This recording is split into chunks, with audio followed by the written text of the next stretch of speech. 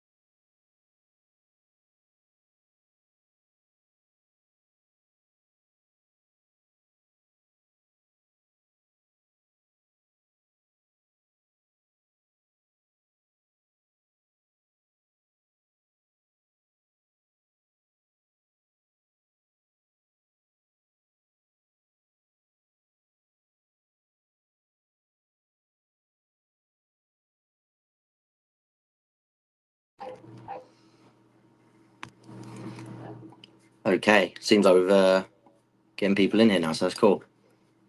Let me just. Is there audio now? You should be able to hear me now.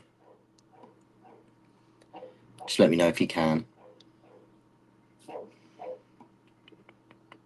Nice. There we go. Cool. Okay. So the whole point of this is just a starting episode. Like I said, we're gonna sort of have a play around with the tactics board, speak about mainly Nkunku, and then we'll get into some other stuff. My idea with this show is to literally take it as far as possible, try to get guests on in the future. But obviously for today, I just wanted to get this started, make sure this all works because I've not done any of this streaming before. I'm basically speaking through my phone in terms of the audio and the camera, but I will be getting upgraded equipment, so stay tuned for that. And then yeah, I was basically testing so I can get the pitch up on my computer and mess around with it basically, and we'll have a little play around, see what we can do with the teams. Let me go into here. So yeah, if you have any questions in the chat, just let me know. I'll try and get to everyone. As I said, I want this to be interactive, so in the future when I have guests on, it'll be the same thing, and we'll just fly through, speak about some bits, answer questions in the chat. Everybody drop a like if you haven't already, because it'll really help. I'm pretty sure it pushes it in the algorithm. And you want to start, so you got the 3-2 base, Enzo sandwiched by Reece and Casado. So, okay, let's start with that. I'll get rid of this and we'll speak about that, seeing as that's a question. So, if we're starting a back four like this, you're obviously like what we've been seeing many people do. So, for example, is this, right? So you have this 3-2 base like this. Okay. Let's not ignore that bit. So if you're saying to have, so you're saying to have Casado and Reese alongside each other in that base. So would you say at that point, these are split, these are both inverted? That's probably meaning, are you either saying that you think Casado starts at left back, or are you saying that the left back does this? And you sort of see this sort of thing. So Casado drops in from that left 8 into there, Enzo's here, and you end up with this. But then in that sense, you've got the winger that is actually not a nominal winger. So we've now got a fullback out wide. So is that what we're looking for? That's what some coaches think are not optimal, to have these players out wide, not as like I say, proper 1v1 wingers, because you're not going to get as much output out of them. Hello, Daniel. So yeah, Chilwell, this could be Chilwell. Obviously, if we was going to do it this way, this wouldn't be Kukurea. But so yeah, that would probably be Chilwell if it was like this. I think what you're more likely to see if we did have it like this, because I agree with what Chelsea Believers put in the chat. I think Casado will play as an 8. But if you put it like this, I think if anything, if they wanted Nkunku coming in off the sides, I think what you'd actually see is Madrid there, Palmer out on the right, him in the like in here, right? Then what you'd actually see is Palmer go inside and Nkunku push over, Casado push back, Reese go forward. So you end up with this 4, obviously, and then like this, right? So I think you're more likely to get this player, this right-sided player, playing as the winger. Put something here, because if this is Gusto or Reese, their crossing ability at that byline is obviously high level. The only thing I would worry about is their 1v1 quality in these areas. So obviously the whole point of these players playing so high in this area of the pitch is because you want those players to attack the fullback 1v1 and be able to get into the box and either get a shot off or get down the byline, put a shot in, put a cross in the box. But with these fullbacks, they're not exactly 1v1 specialists, right? So they're very good when they're arriving here to put the cross in. But whether they can create the crossing angles for themselves from out here, yes, they are good enough players to do so. So we could see that anyway, because they are good enough. But do we know, are they as good as having, say, Elise out here, right? Who, again, we'll get onto him in a minute. Is that as good as having Elise there, who you know, as soon as he gets into these sort of areas, that's when he's going to come alive. He can cut inside on his left foot, get in on goal to shoot, or he can take you down the line to the byline, put across in the box. So you've got both options there, right? So I do kind of agree that you could do this on the left, but like I say, I think what we're more likely to see, how do I have it, is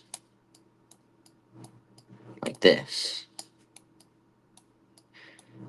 This is sort of how I have it on paper to begin with, right? Which leads us on to, obviously, what I was saying about that we're going to discuss is this. Now, straight away, let me know in the chat, what are your opinions when I do this, when I put Nkunku here, when I put the circle around him? Everybody just let me know. Give me a little sentence. What's the first thing you're thinking of? What about Nkunku at right wing? This is, again, this. I wouldn't even put that off the table. I wouldn't say it's optimal again, but again, it's possible, very possible. Because I think he can play anywhere across those positions. Let me get back to here. All right, let me catch up with this. So last month, Potter, Palmer, and Madueke and top each other out there. It created a natural overload that was very effective. Yeah, and this is something I agree with this, right? very much so agree with this. So before we touch on it, I'll keep Nkunku circles so we don't forget. And we'll quickly put Elise here, right?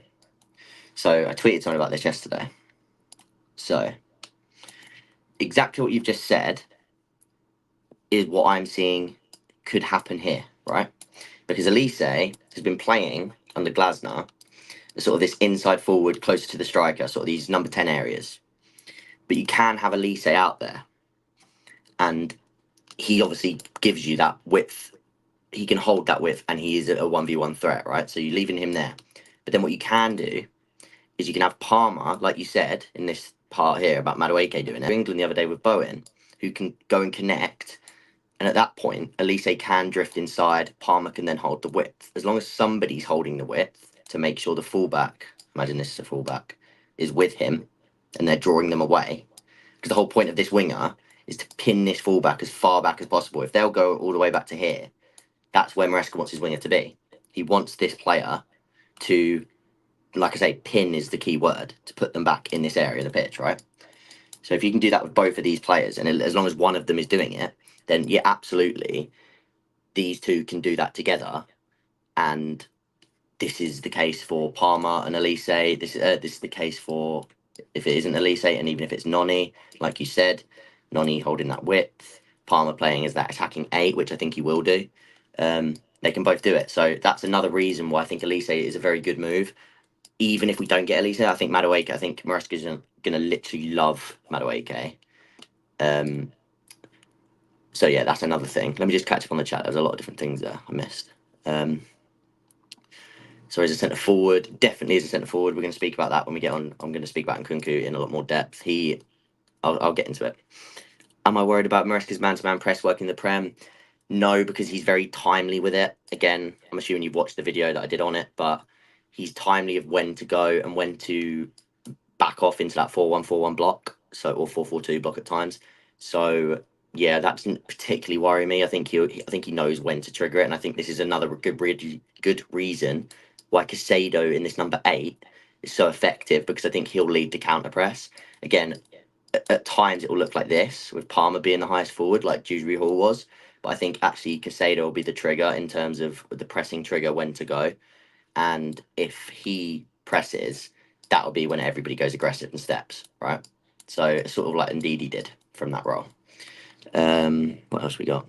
You think the 2-3 base gets more out of our best players on the pitch? We need new left back, and Nkunku isn't out now winger. And again, I agree with this, and I agree with this, which is again why we're going to speak about this, because I agree this isn't the optimal place to use Nkunku, and you're not getting the best. Again, not the best usage of Nkunku. Don't see his strength out on the wing. Doesn't play to his strengths. Not a touchline player. Not a 1v1 winger. So everybody has got the similar opinion, right? Then can James run from deep? When you say run from deep, are you talking about in this situation here to run and become an 8? Because against lower blocks, what we'll quickly show you before we get into that, against lower blocks, it will not be uncommon to see this. Right? So against really low block teams, these two will stay in that sort of 2 base to protect the team. Obviously, depending on where you are on the pitch, they'll shuffle, right? So I'm just putting them there for now. Then the other fullback, who is usually playing as that third centre back, will actually invert as well. So they have to have that ability in them, which is why Cucurella is kind of good for it. And again, Calafiori, he's one that I've mentioned a few times. He'd be brilliant at that too. And again, Enzo to run from deep, like that Winks role, which then means you create this sort of 2-2-5-1, right? And James is basically an 8 at this point. So yes, this player, Pereira did it as well for Leicester. And this player, especially if it's Gusto, this will work very well as well. They will have that license to get forward against low blocks, but as well, they are in there to protect. So their main focus, especially when you're trying to control a game and you're ahead, so you're 1-0 up, 2-0 up, these two with this 3. It's a 3-2. That's probably the safest base you can make. At times you could see this, where it looks a bit more like that. And Kuka, that didn't look very correct, but sort of like this. Again, that's okay, because then you've got these two as recovery defenders still. Both, oh, that's not the right way, but you know what I mean, into those channels. They're still there. and that is an option too. So if that makes sense. But yes, short answer, Reece can make those runs into that 8 position. What's up, Andrew? You've said hello. What else do we have? Do you not think these are bad? Fit. Again, we're going to speak about this in a sec. I do agree. I don't think it's an optimal position for him to be playing. So could you not see the same thing happening with Mudryk and Nkunku linking up? Yes, I could. But the only thing is, right, then you take Casado out. Okay? So if you end up with, you've got this sort of link, like you just said, here and here, where's your defensive 8? Because defensive 8 is quite important. Like we said with Casado, you know what you're going to get from him. So I don't think you could play Nkunku and Palmer in there together as 8s, even though I do think Nkunku could be best as that attacking number 8 in the same role as Palmer's in. But again, I'm going to speak about him in more detail in a minute because I think there's a lot more to that. I'm just going to try and catch up with the chat first. What if Casado inverts from fullback? This is very true. That's something I like as well. Not convinced Elise would be big enough of an upgrade. I think Elise offers more output and creative numbers, but I think Madueke is more direct, and I think he offers something different. So I think as 2 options, I think that's a really good toolkit to have on your right side. So in that sense, and I do think that Elise is just a talent you don't miss out of. Can Jackson and Nkunku be swapped? I think so, but I also don't think Jackson's optimal out here either in this system because I don't really see him as a 1v1 winger. I think he's better at dropping in to pick up the ball and then drive rather than getting it in 1v1 situations. But that could be a solution. Where are we? So yeah, do I think Maresca would ever play Lavia, Casado and Enzo? Probably not. The only thing I could maybe see is if Casado was inverting from right back on one occasion, if Reece and Gusto are injured, and then you have Lavia and Enzo, because I think Lavia is another one that I'll mention. I think he can play this role, and I think he can play this role. So I think there's going to be no issue getting Lavia minutes because he can play both those roles to an extremely high level. And when he's back from injury, you're going to see just how good he is because he is brilliant. What else we got? Overlapping runs, so there's synergy between Elise, Palmer, and Reece. Yeah, and that's another option. So, right. So, like you said, if these 2 are connecting here, there's nothing to say, especially against low blocks, that Reece can't make this run inseam if these 2 are connecting. So, if these 2 are pinning them here, Reece can come in here. If Reece runs out wide, and Elise runs, say this Elise, makes that run in, all of a sudden, you're making these little connections in the middle, and Reece is providing width to put a ball in the box. So, that is possible. Again, this is probably going to happen more against low blocks than it is against more stable possession teams because that would be the easier sort of like wide outlets in that case. And again, this is my issue with Nkunku being out there. I don't think he offers that same threat. But can Jackson and Nkunku be swapped? Yeah, bro. I do like the idea. Yeah, James pushing forward. Effective left winger. I'll mention that in a minute. If we sell Gallagher, I could see Nkunku playing where you have Casado. Yeah, and I agree with this. I think he can do this role. I think he would be perfect in this role. But again, we'll speak about that in a sec. Thank you, Chelsea Sessions, my guy. Thanks for the love. Wondered about the possibility of Casado playing right back. This is very true. Casado inverting from left back. I think when you think about it, it's a good idea. But I do think that it's probably unlikely. But I like the thinking in terms of it will give you that pivot. So we'll see if that was Casado inverting from that left side, and then that would be Reece over here. So you'd have like this, and then you could have another number 8 in there against lower opposition as well. So yes, Casado inverting from the left is possible. I don't think we'll see it though. Is my only issue with it, with like mentioning it. Having to move everything back afterwards, how it was, is hard to remember. So do you think Nkunku or Palmer can play false 9 and Jackson play left wing? I wouldn't play Palmer in the false 9. If you're going to play Palmer, for me, he's the 8. He's the attacking 8. That is, or not if you're going to play Palmer. That's where you're going to play Palmer. And then the other option would be to play him out here, right? But in my opinion, if he's going to do this, he needs somebody in here that can interchange. So Madueke did actually do that towards the end of the season. That would be more suited to an Elise, right? So that you can have these players doing this. So yeah, what app is this? It's called tacticalboard.com. It's just what I use for a lot of my videos. It's easy to like I say, it's quite easy to show things. You can obviously draw bits and bobs. Like it's good to show, like graphicalize. It's not a very good word, but good to show things on screen for streams and stuff. I use a few different ones, but yeah, this one, tacticalboard.com. Let's see in the bottom right corner, just here. James starts as CDM, Casado inverts from right back. Right, so let's speak about that, seeing as you said it. So if you're saying restart CDM, right, that means Enzo is here, yeah? Which then means it still becomes this, which you can get either way. And I do think Enzo can do this role, by the way. Everybody's saying that, like, because I've got him back here, that I'm saying that he can't do that role. I just think this is where he's most effective on the pitch. If you put him here, I still think he's absolutely brilliant. I still think he'll do lots of damage. But the thing is, I think from deep, he dictates so well. Get him the most touches on the ball, he's going to affect the game most. And then against low blocks anyway, and even against like decent teams when you're sustaining pressure high up the pitch, he's still going to be in this position anyway. That's a very creative area for Enzo to be in with his long passing. These are the sort of balls that you want Enzo playing anyway. That's his skill set. And again, if he does get near the box, he has got it in him to put those looped crosses into the box. No, that's not what I wanted. I wanted it to do a curved line. Can't remember how it does it now. Learning on the job, like this. Right? He's got the ability to do that. So, yes, you could do that with Casado and Reece, but I don't think so. Only position for Nkunku in this season, in this system, is as a striker.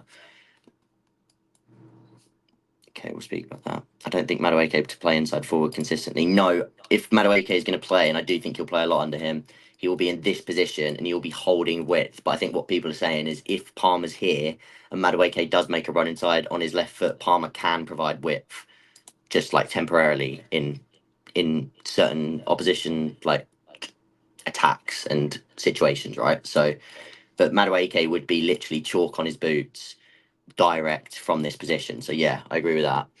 Let me just make sure I've really quickly got through everything, and then we're going to move on to speaking mainly about. Well, we've got 50 people watching. I didn't even realize how much this is, how well this is doing. Everybody drop a like if you can. It really helps me out. For my first streams, I have 50 people already in the stream and watching this. Wow, that is actually mind blowing. So thank you everybody for the support. 20 likes on it already. Let's get that up to 50. Well, there's 50 of us in here. Let's get that up to 50. That'd be absolutely ridiculous. Right. Keep your questions coming in as well, and I'll keep continuing to try and ask them. Thank you for the support. We're going to speak about that as well, right? But I'm going to start on Nkunku now for a minute, because this is also very possible. Thank you, bro. Right, we're going to go into Nkunku because that's what the thumbnail for this one was, and this is what I was going to stick to today, or mostly, because again, I want to do lots of these streams. I want to do streams every time we sign a player, let us know where in the system he'll fit. I want to sort of become the place for you to go for your player profilings, your tactics, and all these things to speak about. And again, just to have conversation about it. It's interactive, isn't it? So you can ask questions, we can visualize it on screen like this, we can draw lines, we can see it from a tactic board perspective, because this is the sort of thing I do in the days anyway when I'm coding games. I'll sit here, I'll watch, like today for example, I watched 3 or 4 Palace games because I was watching Elise and I'm doing some work on Oliver Glasner in a minute, right? So I watched 3 or 4 Palace games today, and I've got my own tactics board and stuff that I use for work, and I'm just drawing things on it and taking notes and things like that. But obviously when you can do it on stream and you've got questions coming in, it's just fun, isn't it? So you can just have a chat, you can ask questions, and we can visualize, especially with Chelsea, because we all support the team. Well, I'm assuming a lot of the people in here support Chelsea. It's just fun to look at. So that's what I want this to become. So let's touch on Nkunku, right? So as you all said, as a lot of people have said, he doesn't really suit this role, right? And I agree, because instantly what I'm thinking with this team, which is the team that I came to the conclusion of, is where really you're getting your width here, and Nkunku would have to hold it. So he would be forced to play in this area of the pitch in this situation, because Casado is not going to make those switches like we spoke about over here. Casado is in there as that pressing player. He's there to be the defensive eight, and he's there to go up and down and sort of protect Enzo as well. So he's in there and he's not going to move. That's not going to be his job. So Nkunku is going to be this guy. Is he suited to that? Not ideally. I understand and I agree. Sorry if you can hear dog barking in the background, by the way. I agree this isn't ideal for Nkunku. But let me know if you agree, disagree, or what your thoughts are on this. I think Nkunku, maybe behind Reece, is the most Swiss Army knife and tactically flexible player that we have, right? So Reece, I think, can do this role. I think he can do this right centre back role. I think he can play right up here. I think he can play as an 8. I think Reece, he could play as a left back if you asked him to. He could just play as a nominal midfielder. He is just that good of a player, right? He can play everywhere and he will fill in where you need him to because he's so technically good. This is sort of what I think about Nkunku, right? If you put him out here, good enough to beat his man 1v1, brilliant ability at crossing. He's on his right foot to cut inside, so he'll be coming in on his right foot, has that opportunity to hit shots. Don't know why I did that. Wanted to do a curler. He's got that ability to come inside like this. And he does best perform from the left, yes, but usually that would be sort of playing here, right? So what he would do at Leipzig, I'll show that, just so you know what I'm talking about. He'd obviously do this, but then he'd drift. Whereas in this system, he would have to play like this out here. But like I say, he's coming in on his right foot. That's his best chance to get shots off. If he's playing out here, he can get at the fullbacks and attack the box. And he's so clever that he is going to be able to find those players and those pockets in the box. Little 1-2s, connections with Jackson coming in off the left. It would work because Nkunku is just that good of a player. But as everybody has rightfully said, this isn't the best of Nkunku because where you want Nkunku, who's one of the players that he's so astute on the ball. If you give him the ball, if he receives it anywhere in that radius, you pretty much know he's going to hang on to that ball because he will keep between, so the yellow things are playing now. He puts himself between the player and ball like this. And he's just so astute in that sense of how well and how technically secure he is. It's one of the biggest like buzzwords I use for Nkunku is how technically secure he is. So this is why I think he can do that role, okay? But as like I said a few times, I agree. And also, just to highlight this, Nkunku as well, he did used to play off the wing in the academy, but even more so in the academy, he used to play as an 8. So let's just talk about that for a minute. This concept, right? Because in the PSG academy, this is the area that he actually came up in. And I do think this role, if you was to ask me where can I put him in this Maresca system, no other players have to be accounted for. Don't think about Palmer. Don't think about Jackson. Don't think about Mudryk. Don't think about anyone else. Where do I want Nkunku playing? I'd say the Dewsbury Hall role. That's where I'd put him, right? If I didn't have to account for anyone else. My problem then comes with we've got Cole Palmer, who I prefer in there, in that role. So it's not as easy as that. If Palmer's out and he's injured or he needs a rest, by all means, I think Nkunku's the next one in that role. Also, we'll mention I think Carney's brilliant for that role too. And I don't think he should be forgotten about because I think he is perfect for Maresca as a number 8. But not to deviate, we'll stick to Nkunku. Brilliant in this role, connects play. This is, like I've said in my videos, again, if you haven't watched them, go check them out, the actual tactical like videos that we've done. These 8s are in there to receive the ball. So a lot of the times they'll drop into these areas, they'll drop right into these central areas. They are receiving these balls either from the pivot or through the lines from someone like Colwell, right? That is the idea. And Nkunku's brilliant at that, like we said about, yeah, see, if this was the case, then yeah, that would be what we did. But it's because we had Palmer there, right? Because obviously then if you have Palmer there, then Casado's not on the team. So if Palmer starts, he probably starts as that right 8. If Nkunku's in the 8, yes, I probably agree, he probably does start in the left 8, as you've said there. But just to keep it sort of as we've had it with Palmer, I'm going to keep him here, right? Sorry, I just got a notification that threw me off.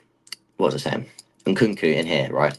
like I said, technically astute, so good at receiving between the lines. This is what the 8 is in there to do. Like, as I've mentioned in my videos, they are known as the receivers. They're going to drop in deep to receive the ball, but they're also, if the ball comes in and Casado's done that, he is going to be tasked to get ahead of the ball and make runs to join the attack. Again, shooting positions in and around zone 14 in here to affect the game. That is ideally where you want Nkunku, if you didn't already have a Cole Palmer for this.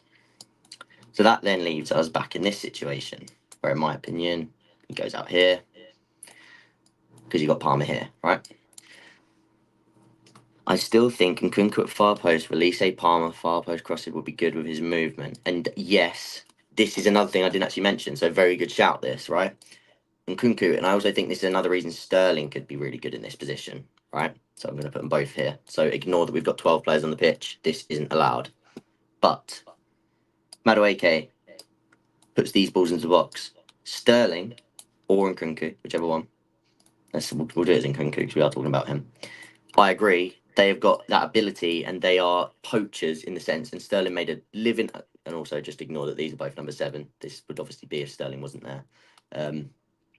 Sterling made a living at Manchester City, attacking that back post, like creeping into the box, clever movement, scoring goals. And Nkunku's got that same striker instinct to attack the box. So I agree as well. I agree that especially if we become very right hand dominant, which we already have been this season. Imagine we get Elise as well, and that becomes Elise.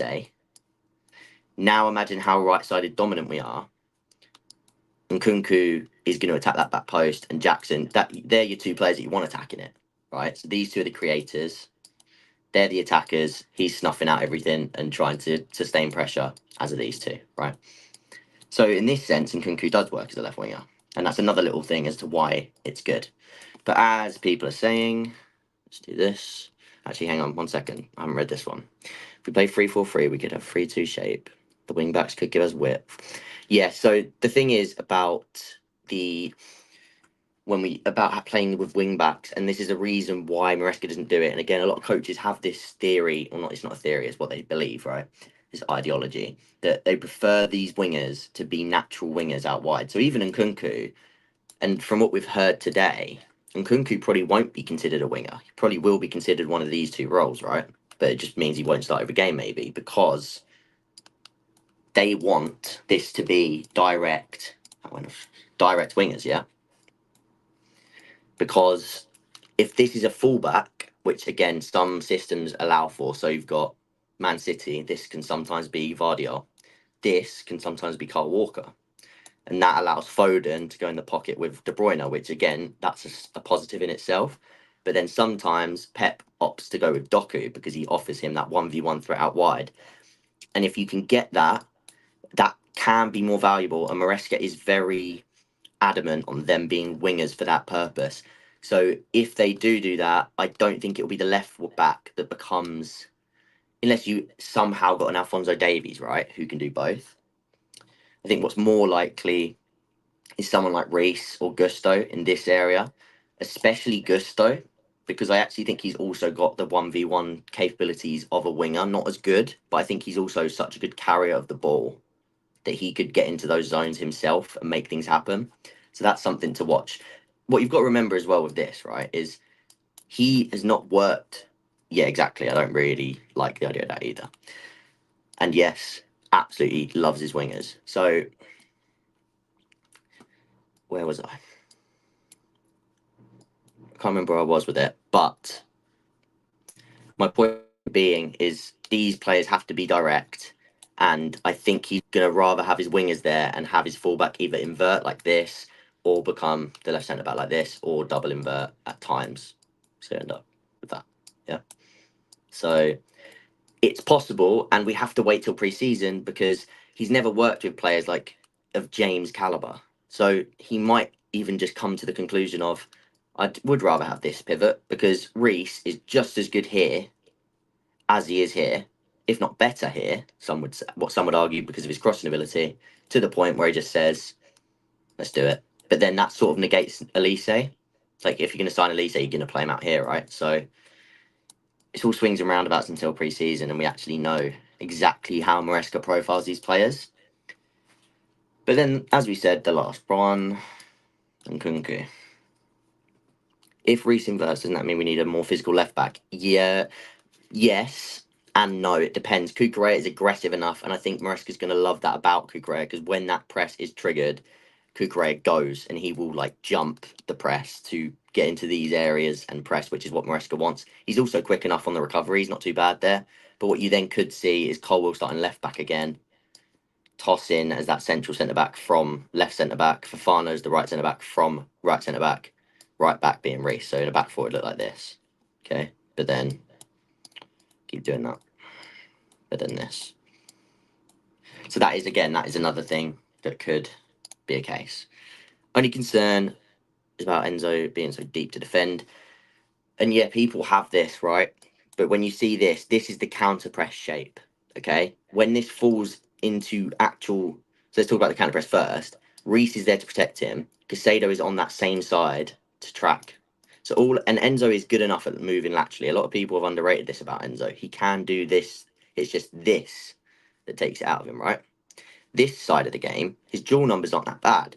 So he can sustain and keep players, or at least slow players down in transition here, moving laterally. You got Casado.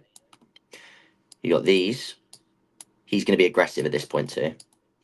And then obviously James is here to protect. This is the whole point of Reece.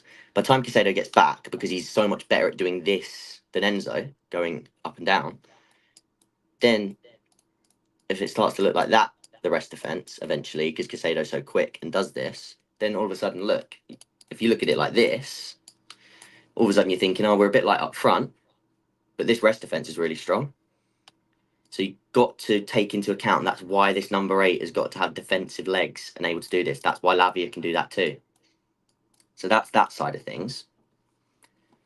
And then we have, if it collapses into a 4, okay? Oh, I keep doing that. Let me just go off to here. If it collapses into a 4, it would almost look like this. Okay, 4-1-4-1, or he jumps, he replaces.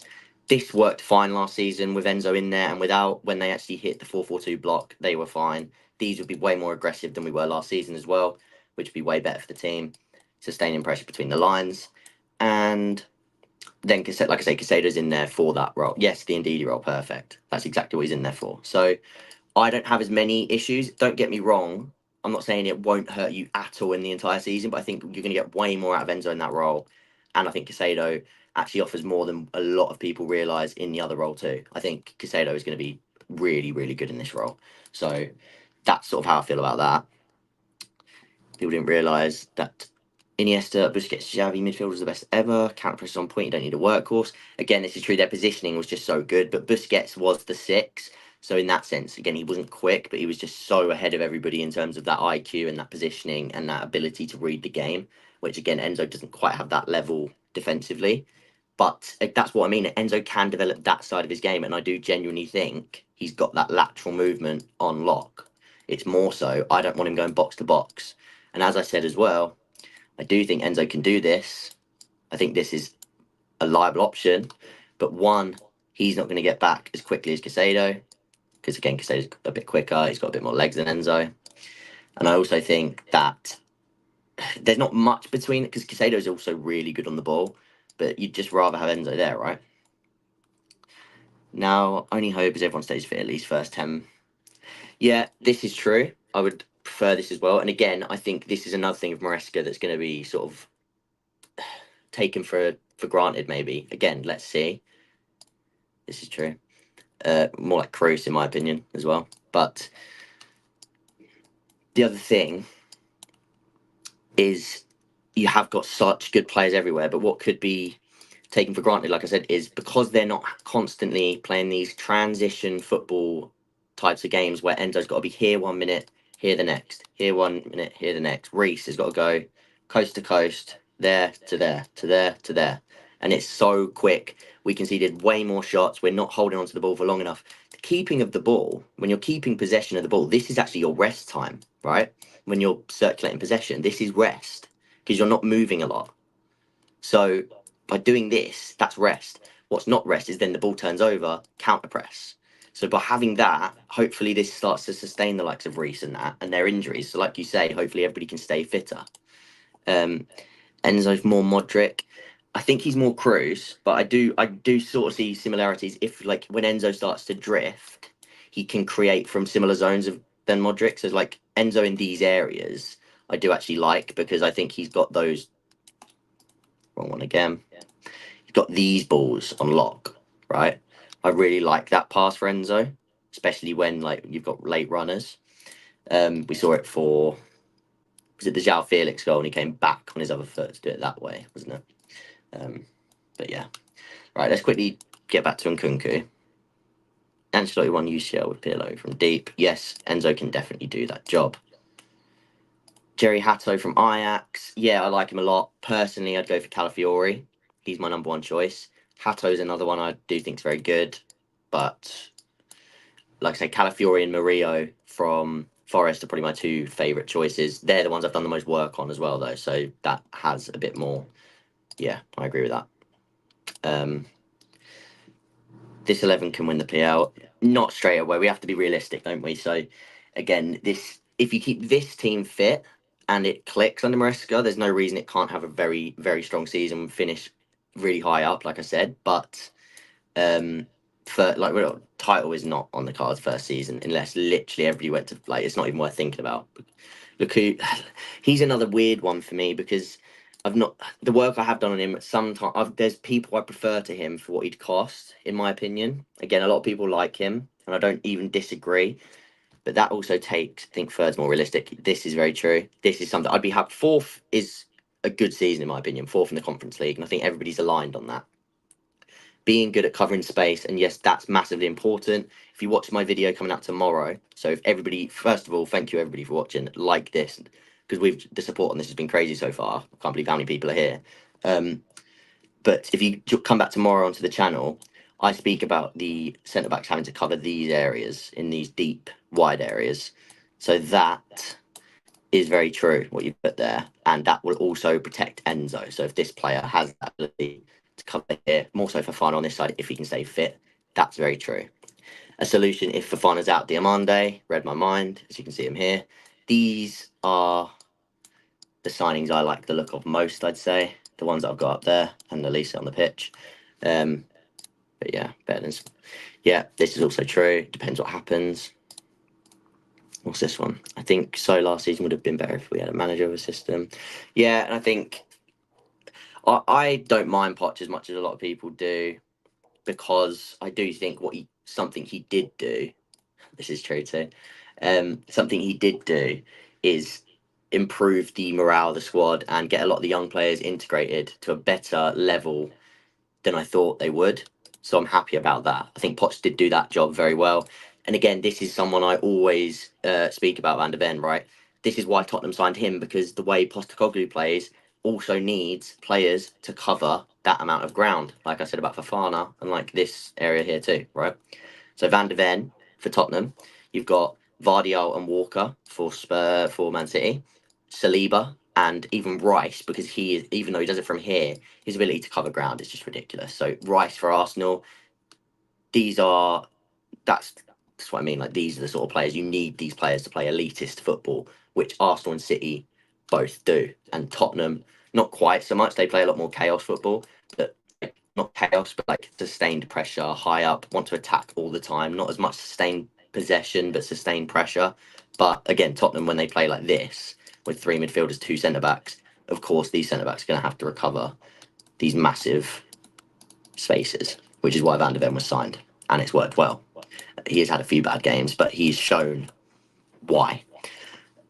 Another Upamecano. You're about Goalkeeper. Can never pronounce it. Because they both played for Leipzig, obviously, but Upamecano again, not really up there for me. My favourites are Diamande number 1.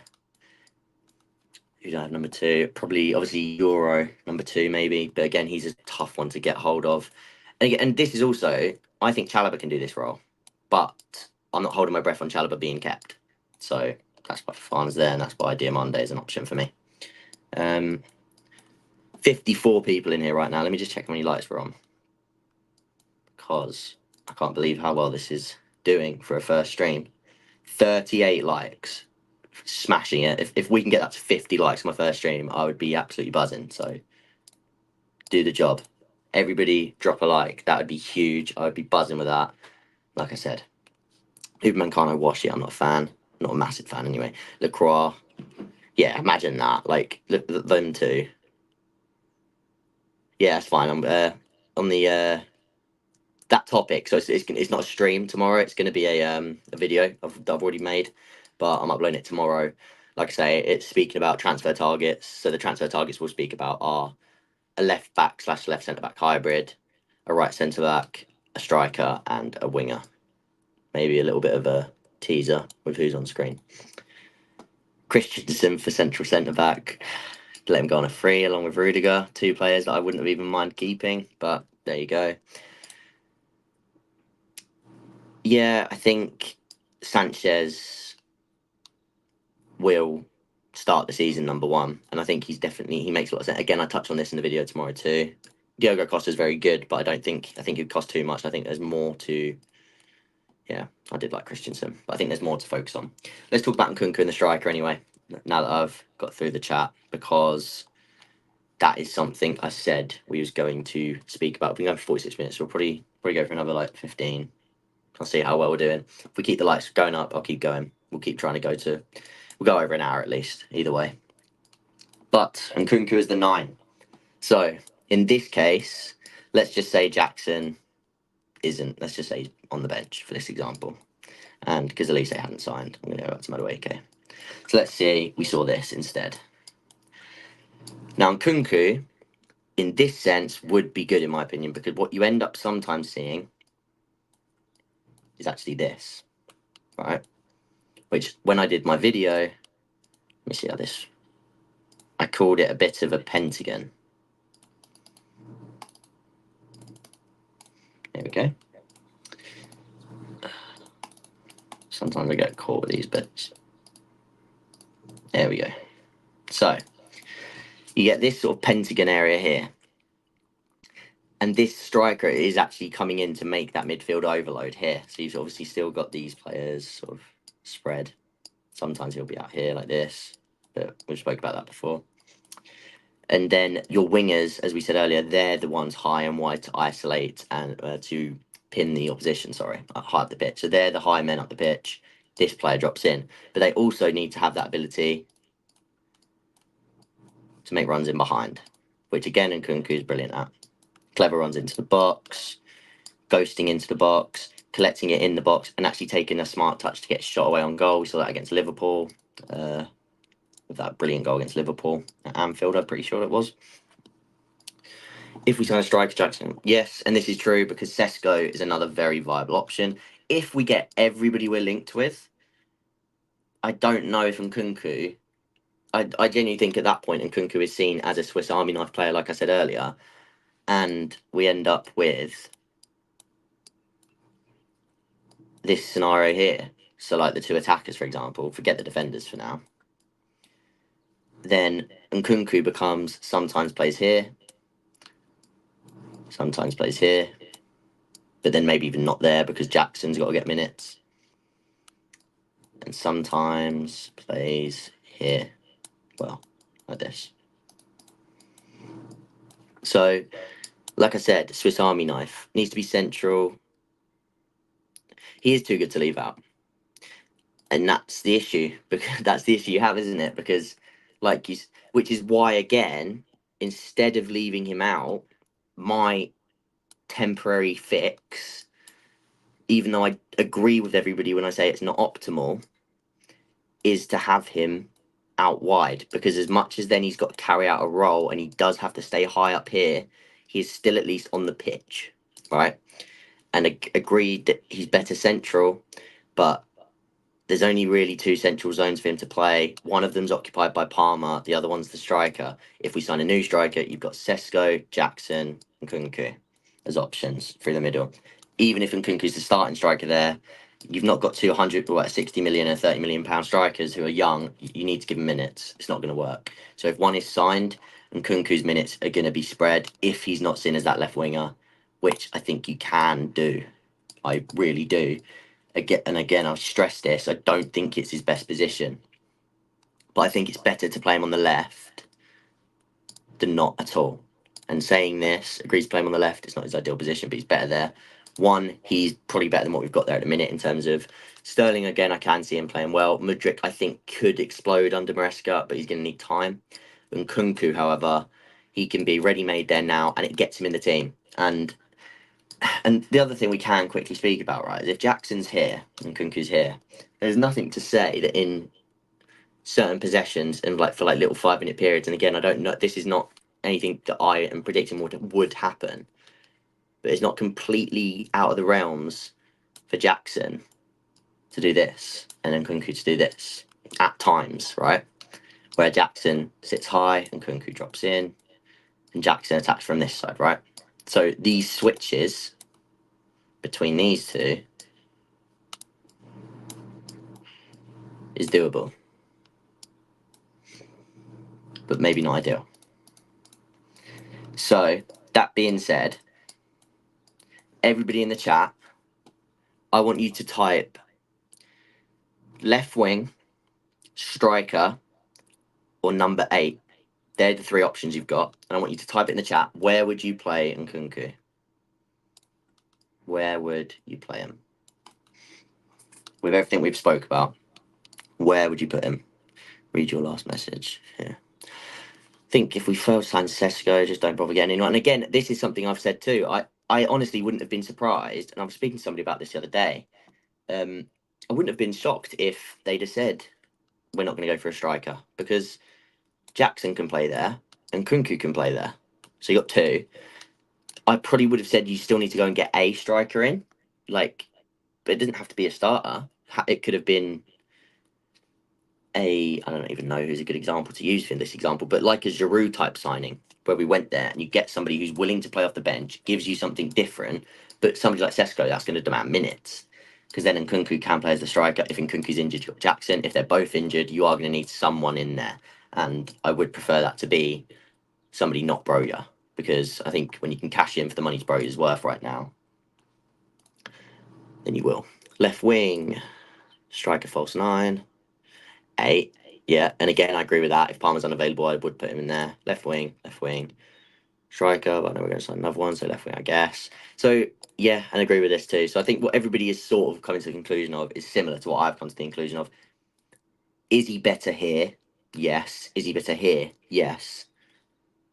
But would you rather force him in the team here to accommodate for someone like Palmer in the 8 and a new striker or Jackson in the striker position?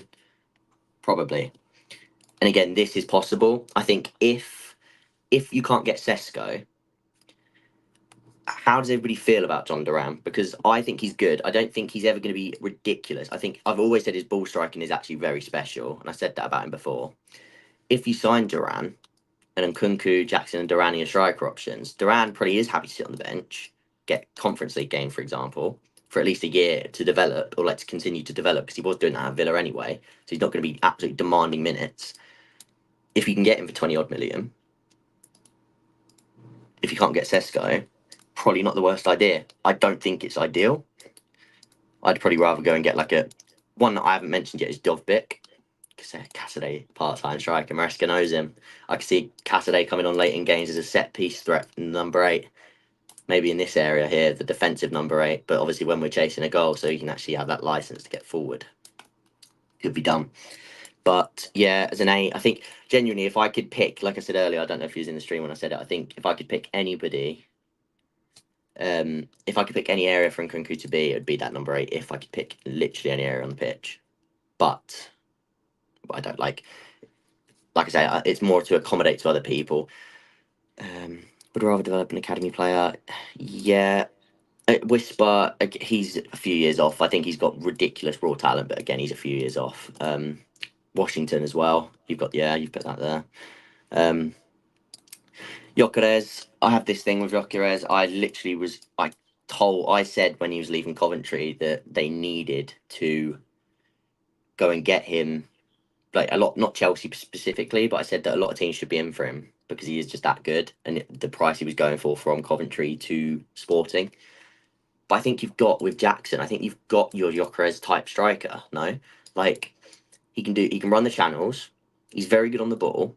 His ball striking ability isn't that bad. It's what does sometimes hurt him is he's not as good in the air as Gyökeres. He's not as built out as Gyökeres upper body wise. He does need to bulk up his upper body in that sense, and he's less composed. So sometimes he sort of like squabbles at shots. But I think Jackson is enough of a Gyökeres type to stick with Jackson in that department and go for a different type like a Sesko, or if you'd have had an Osimhen, or if you go for a Dovbyk, a box dominant aerial threat. But like I said, and I like Gyökeres, but I just don't think he's worth that price when you've got somebody who you could develop into that. At least I think. I'd assume that's all about Gyökeres. Lampard's talent ID is ridiculously good. Drawbacks of Nkunku playing as a 9. Pros his ability to drop deep and form that pentagon. Yeah. So the drawbacks, I guess, is if you're playing against a low block. Let's do that. He has got clever movement, but he's not physically imposing, is he? So again, if the ball comes into him with his back to goal, I would still back him to take that ball and actually manipulate it to get his own shot off from this area. So his actual box dominance in that sense of taking it on the half turn or the like with his back to goal, I actually think's okay. But if you're whipping balls into the box, if you're getting these wingers high forward, and who here, if you're attacking, just imagine they're in and around like this, right? Who's winning this corner? This unless it's an inch perfect. Even I know Nkunku, I know Jackson's not brilliant in the air, but he's got something in that sense. He's got a bit bigger of a build. He's got he's scored a couple of headers this season. He gets on them sometimes and misses, but he's at least imposing in that sense. And defenders, he's a nightmare to mark. He is just a nightmare to mark, even if he misses. So he offers a lot more in that sense than Nkunku. That's my biggest drawback. But I do think other than that, he pretty much fits everything Maresca would want from a number 9. He drops in deep, brilliant. He's a clever runner, brilliant ball striker. He'll come in and link play if he drops in here. Because that's another thing. The 8s, like I said earlier, their ability to receive the ball, or their responsibility to receive the ball, sorry. When Nkunku drops in, the striker drops in, Palmer can go. That run in there is always going to be on because if he drops in here. But again, I think Jackson can do that too. So where does it leave you? There's a few different options, and that's why I can't wait for pre-season. What's this one? We haven't read this one. And also don't want to make mistakes just like Arsenal did of not playing first team players in other tournaments. Some of those teams go. Yeah. And I don't know how much I agree with I agree with the concept of I want us to play a strong team every week. But like Conference League, for example, I do want because there is players that aren't in this team that I've got here. So like this is what I deemed to begin with as like my favourite team this season, I think, with everything we've got currently. Maybe Colwell could grab, but Tosin, I think you need that. And this is without Chalobah, by the way. But there's so many players like Conference League. I would almost definitely be playing Carney. Not saying in place of Palmer. Palmer maybe plays on the right instead or whatever. This is probably a good chance to rest Palmer. Carney, I want here. He's pivotal for me. Conference League, I'm going to put in a box. I want him in Conference League games, 100%. Who else? If Nkunku and Sterling are getting more minutes, Mudrik's another one that I want in cup games minimum. Madueke, if Elise's signed, he becomes conference. I'm not going to do that to him, but he would become Conference League, wanting him to get many minutes. Baddy Ashil, because I don't think he'll start ahead of Colwell. I'd probably literally probably my favourite one of all the ones on the bench. Gusto, massively important in the Conference League. So I get where you're coming from, but these sorts of players, and this is without signings, by the way. If a striker's signing at Sesko, these two then become rotational, and it depends when you play them. But if Sesko's playing more games, I'd want Jackson to play, vice versa. Lavia, but yeah, don't know how I missed him. He's another one and again, he could do this or he could do this. He can do either or because he's brilliant at both, and I think he would be brilliant at both. Very good shout. Lavia is one of my favourites as well, so I don't know how I missed that. I didn't see this. Even if with this team we start to click in pre-season, I want everybody to calm down till we play our 10th game of the league, which will give us an idea for our January position. Yes, yeah, we need to just continue. And I think Maresca is a bit like that in general. I think he likes to keep people with their feet on the ground. So I don't think we'll get ahead of ourselves, even if we did start very strong. I'm just going to put this back to how it was, just in case people join and start thinking. I've got no Colwell, no Reese, no Palmer. People would have a big issue with that, as would I. But yeah, I'll just answer a few more questions. I'm going to go through some questions now for about 15 minutes, maybe till 8 o'clock, because we've now got 63 viewers, which is the most we've actually had since we've been in here. So if people want to go and smash the like again, if you've not already, I think I'm going to check in a minute. I'm not going to check it yet. I'm going to try and build some suspense to see if we've hit over 50. If everybody in here has hit like, then we'll be on 50. So there's the challenge. Prediction as of today, I would go. Do you know what? People aren't going to like it. And again, for me, this is fine. I honestly don't mind. But I think we'll come fifth. And again, I don't mind that. Well, let's go. Huge. Thank everybody for the support, man. That is honestly, first stream, that is massive. Like, I'm literally going to try and do so many more of these. I'm going to get guests on. This is, like I said, this was a test stream.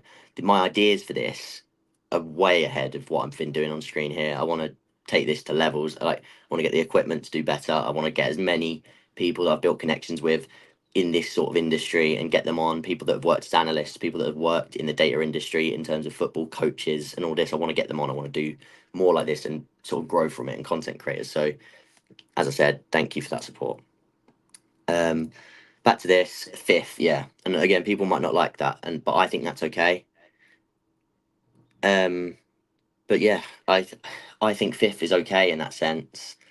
Sixth, I don't think Potts would have got sacked for sixth if if he'd have been willing to stay and actually progress with the system as it was.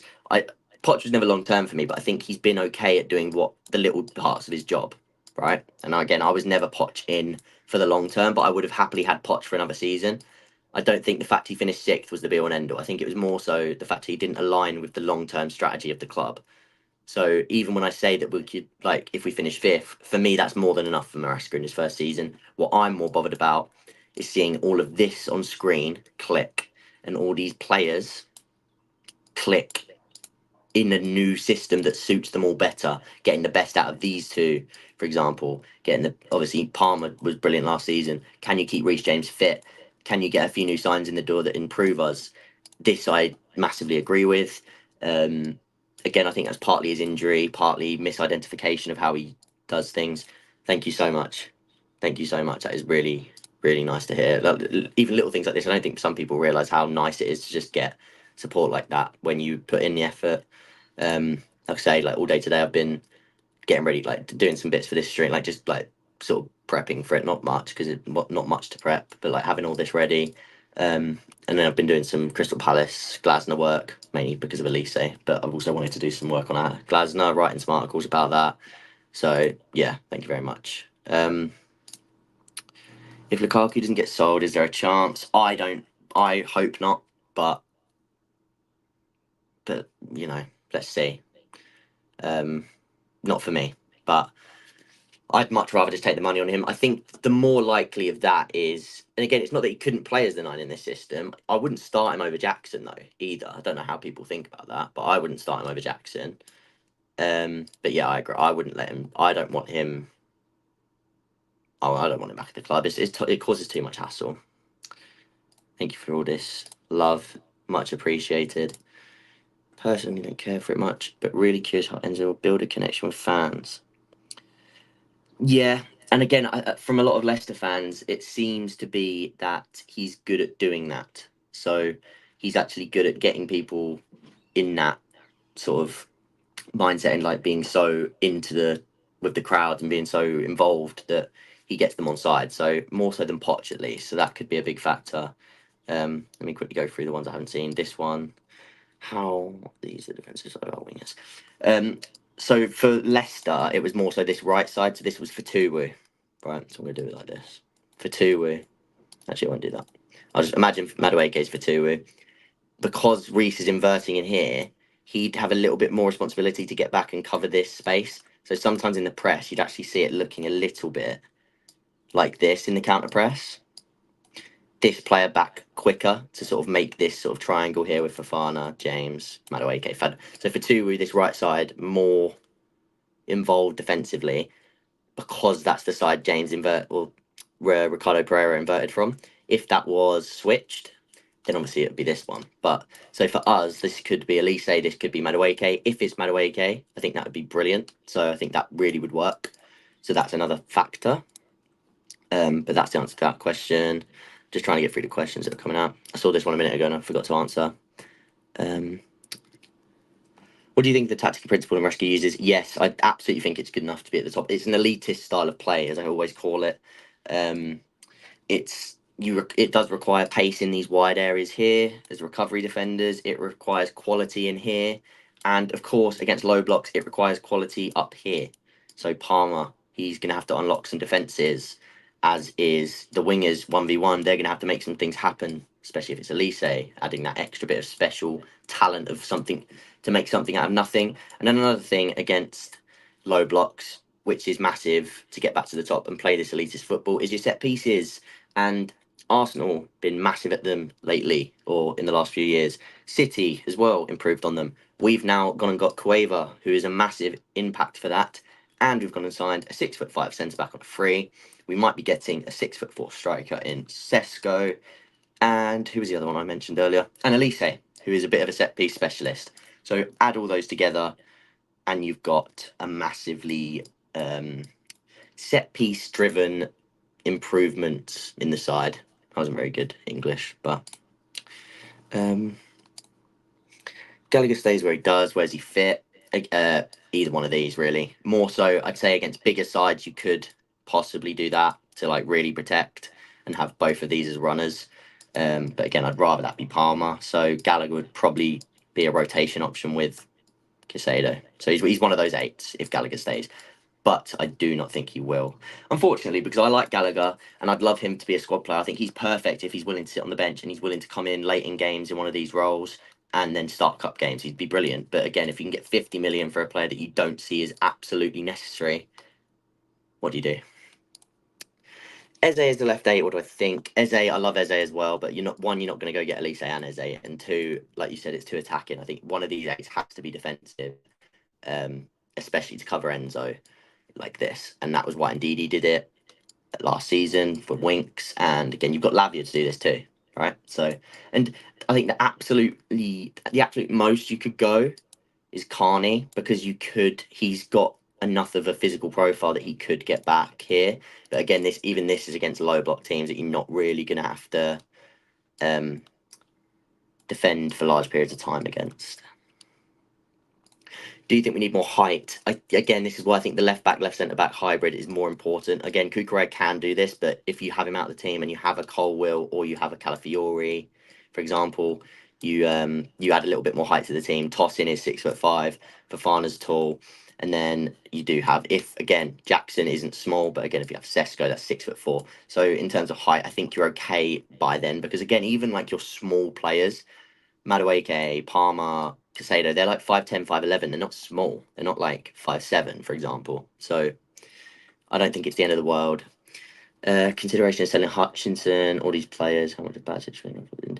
I saw this go around on Twitter as well. I would edge on the side of possibly Gallagher being sold, one, because 50 million is too good to turn down, and two, because that pure profit would outset a lot of our spending this summer. Maybe by selling Gallagher this summer, it allows them to go and get Sesko and Elise, whereas if they didn't sell Gallagher, then there's nothing wrong with the books as they are now, but maybe then you can't afford to go and get Sesko, and instead you have to go for Duran, for example. So maybe it just aids the long-term or this summer's plans, really. So what else we got? Needs to be patient. Yeah, absolutely. I've said this as well, and I think my issue was never being patient. It was just being patient with the right man. I would have been patient with Potter. I know a lot of people wouldn't have been. And again, at the time, I kind of saw that it was probably past repair at that point. But Poch, again, I would have stuck with him for another year. But Maresca, like the styles of play are just not even comparable. And Poch was taking us down the wrong road long term, whereas Maresca suits the exact. Like, I've been saying it for ages. These are the players: Enzo, Casado, Reece, Gusto on the bench, Nkunku, Palmer. These Colwell. These players that are technically so gifted, they need to play this type of football, and it's how you get the best out of them. Do I think Tosin's a starter? I think he may start the season. I really don't know, because again, another one that I keep speaking about. I don't think Disasi has much of a place, but if you put him here and he knows the club more than Tosin, does he start the season as that central centre back and then eventually lose that spot to Tosin? It also depends if we bring in another defender like Diamande, and it also depends if Fofana being fit. So I think Tosin will. I think I can see him being a starter. Whether it's to start the season, I don't know, but I think he'll establish himself as a starter at one point or another. And I do think he offers quite a lot. And he's an experienced player on the ball, so I don't mind him having that ball in that position if these players are splitting and Sanchez steps. I don't mind this, for example, as much as I also think Colwell does that very well. And I would like to have Colwell in there for ball playing reasons.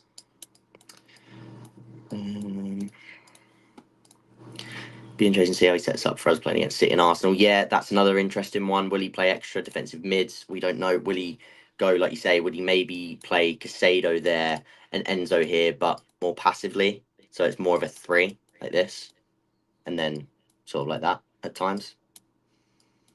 That we don't know. But yeah, it will be interesting to see, especially away from home. Enzo's backup, I think, will be Lavia. Again, Lavia can play both, but I think you can put Lavia there quite easily. I also think Casado, if you want to, you can put Casado there. So you've got, if Enzo's not playing, you can have either Casado or Lavia doing that role. Even Santos if he stays around. Do you think Enzo will thrive in an attacking role? I don't think he'd thrive there as much as he'd thrive here, is my thing. I think Enzo's best position's there. He's because what you understand about these eights is they are not really getting on the ball as much as these players. They are here to receive. They're receivers. These are the ball players. So I think Casado will do a better job in there. Enzo will do a better job in there. But again, it's not that he can't do that. Hutchinson stay. I would, but if you can get the money for him, I think you take it. Realistically, I think if you can get that sort of money for Hutchinson, 25 million pure profit, and you can bring in Elise. If you're going to bring in Elise, I'm happy. If you get rid of Hutchinson, keep Sterling and don't sign a winger, or sign a winger that is not of the quality of Hutchinson, then I would be a bit disappointed, because I do like Hutchinson. I think he's really good. But if you're going to bring in Elise and it helps to offset him, he's not so good that I like completely disregard it.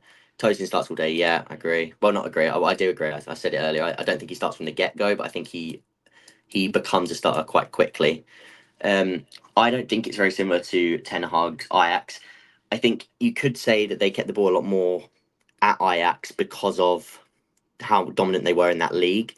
But Ten Hag's actual philosophy, I wouldn't say it's too vertical. Like Maresca is a lot more precise, and they will build up deeper than Ten Hag's side, for example.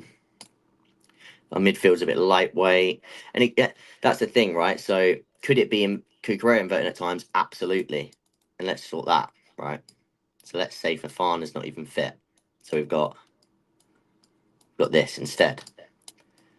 That's another option, and he's so aggressive in there that he will protect Enzo really well. And the other option is Gusto, who I think is also perfect for in this role. And it's, people haven't seen it yet, but I genuinely think as the season goes on, if he gets to play in that role, you'll see just how good he is in there, because people think that he's limited to playing in these areas as a width holding right back. I think he's far better than that. I think he's far better than being limited to that role. Too much space and time in League One. Everybody saw how they both played. Tosin, PL experience, he starts. Yeah, don't disagree. I want him to start. I think he adds a bit more to the team, definitely, than Disasi.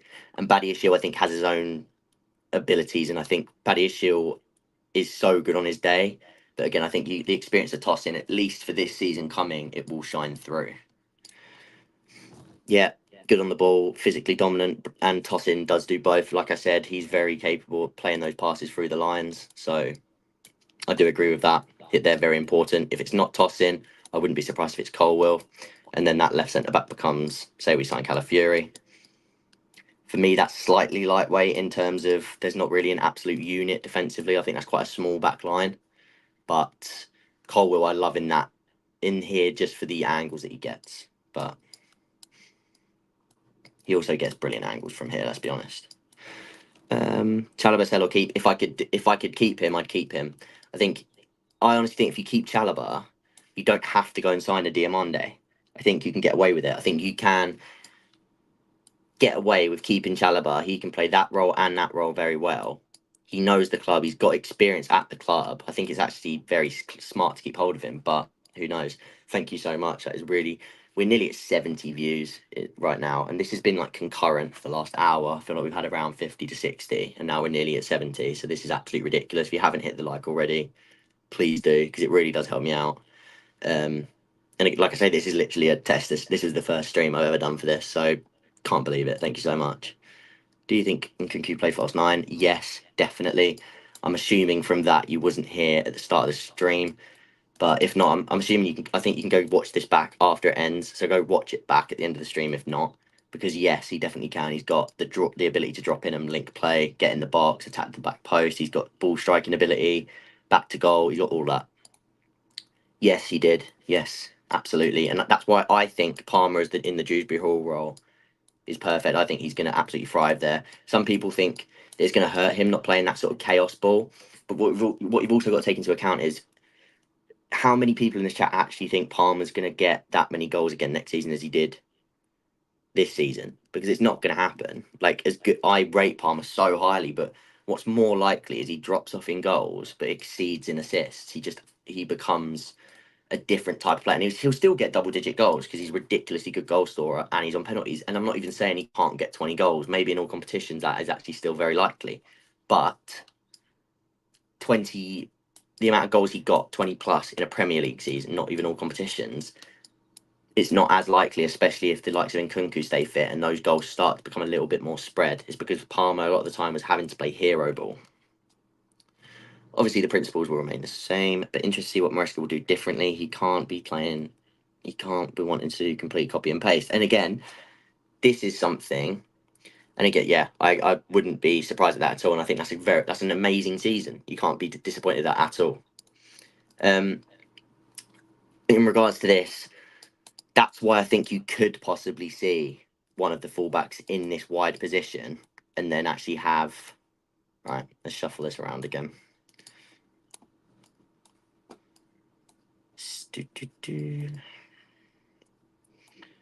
Like this, right? This is why you could see that. And I'm not completely throwing it off the table, because if he was going to make a change, I think it would be that these players, Gusto or Reese, are good enough to operate in that area that it's not suboptimal to use them as a winger. And yeah, he did invert in one of those games, but it was alternate inverting. So it was like he'd invert at one point, and then Cucurella would invert at one point, and then at some points Casado would drop into here and say this is Gusto. It would be Gusto and Cucurella. But yes, you're right, he did invert, and he is very good at that. And I think people are going to see it very quickly. Palmer, I'm assuming that's Nkunku and Palmer as one of the eights, or both the eights against a low block. Again, maybe later in a game to switch things up, but I don't, even against a low block, you're not going to start without at least one of the defensive-minded eights like Casado. So I just think you need that ability to cover ground. Like, if you have it like that, obviously there'd be another player on the pitch, but it's just you lose a lot of athleticism and ground covering ability. But yeah, in that sense, I agree. We could see anything realistically. A lot could change. Yes, this is very true. He was their best. He had their best GA from that area. So give that role to Palmer is even more so why I want to do that, because he can continue to provide goals from that area, but he can also improve on his assists. And again, he's got the quality to do it. And he will break down low blocks from that area of the pitch. So he is pivotal in that Dewsbury Hall role.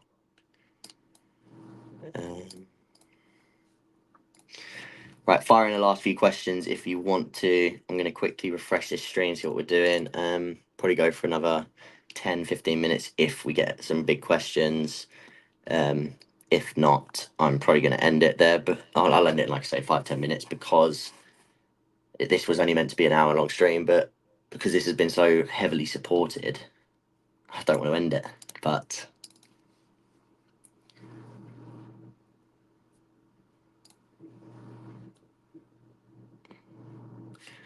does Sterling get a look in? Yes. If he doesn't get sold, don't be surprised if he starts the season. So again, I'm going to really quickly shuffle this back into how I think the season will actually start. Well, not how the season will start, because Fafana might not start, but how I would have it. Where is he? There. But don't be surprised if you see this Sterling out here. He does suit that role. He can attack the box. And again, he does make those back post runs that I said about earlier if we are heavily attacking down this right-hand side. So Sterling, and he's worked, I'm pretty sure. And actually, no, I don't think he was at the club when Maresca was there, but he's worked in the same framework as he did work when he was there. So, you know that, no. Yeah. And do you know something that's going to happen a lot, because this happened last season? I've been saying this to some people too. Don't be surprised when Sanchez is part of this back four and they're rotating the ball around, like I said, like in here, this block. And Sanchez holds onto the ball for more than 3 seconds, and everyone in the crowd is screaming at him to let it go, because that will happen. It happened all the time last season when Sanchez played. People don't like it. People get scared about it. Yeah, don't agree with that at all. Again, I actually rate Hoyland, but I think Jackson's a much more complete player, and I think if you give him time, I think he becomes a very complete forward. James to playing right wing in possession, I don't think so, but he can do it, which is why I sort of had it on screen as an option. Thank you so much. That's, if everybody wants to turn notice on, like I said, video out tomorrow. Show all the love on that if you can. Just like it as soon as it comes out. That would be brilliant. And again, I'm going to do more of these next week. Is where I'm going to start to try and roll them out on a regular basis. But this week, wanted to start it off. And if you don't already follow me on Twitter, I will. I think it's linked to the account somewhere. But if not, I'll leave it on. I'll add that later as well. So any less players? I don't think so. I think the only one you could maybe see is Hermanson, the goalkeeper. And again, I wouldn't even mind that.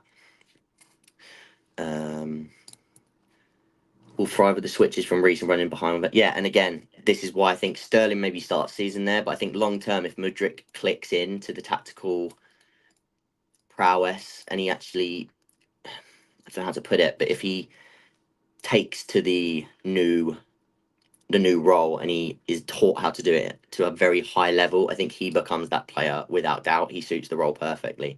But how quickly will he get to grips with it? That's the question. But yeah, I agree. He could really flourish in this role.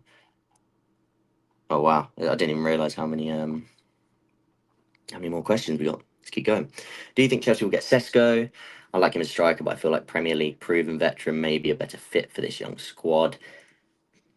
Yeah, I like Sesko, and if you can get him, I'd get him. Osimhen was my first choice. I think he's a ridiculously high ceiling raiser.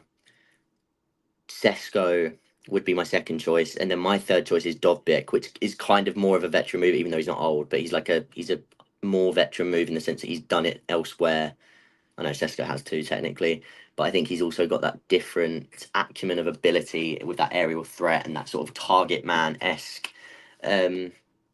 But like you say, if we did go and sign a Premier League proven veteran, who would you even say? Because I've sort of went through this in my head, because I always bring it back to, if you're going to stick with Jackson and give him those minutes, and then Nkunku gets some minutes in the middle as well, then you want a Giroud type striker, right? So, like you say, a proven Premier League veteran. Who would you go for? Because I can't think of anyone that I would actually consider.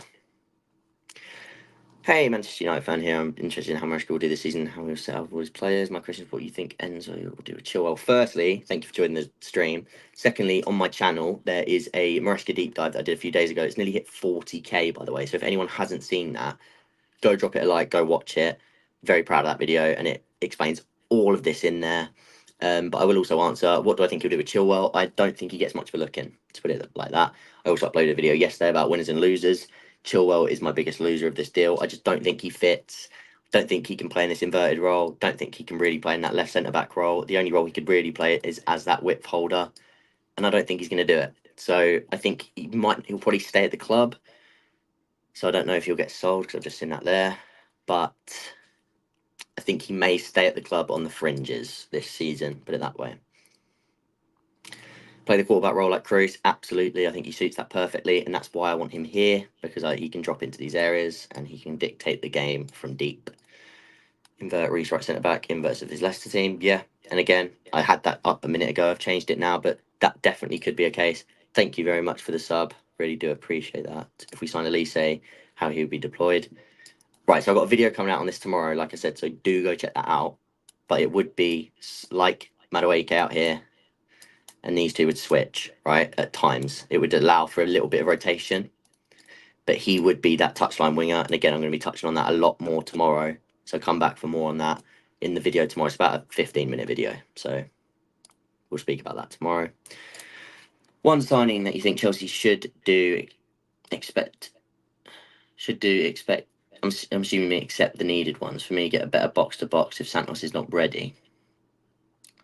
So the needed ones, in my opinion, are Calafiori. Well, not Calafiori, but a left centre-back, left-back hybrid, so that you can use Colwell differently as well.